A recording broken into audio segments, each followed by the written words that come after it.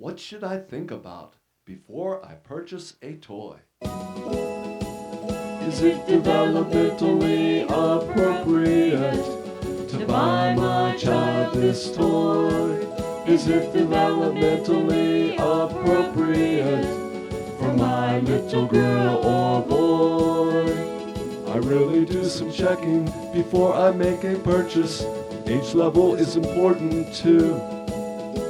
Will safety be an issue? Will there be enjoyment? Will my child know what to do? Is it developmentally appropriate to buy my child this toy? Is it developmentally appropriate for my little girl or boy? If my child is smaller, an infant or a toddler, I shop with extra time and care, avoiding choking hazards, magnets, lead, and toxins, taking time to compare. Is it developmentally appropriate to buy my child this toy? Is it developmentally appropriate for my little girl or boy?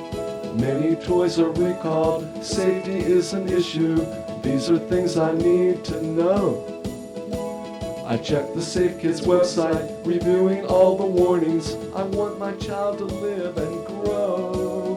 Is it developmentally appropriate to buy my child this toy? Is it developmentally appropriate for my little girl or boy?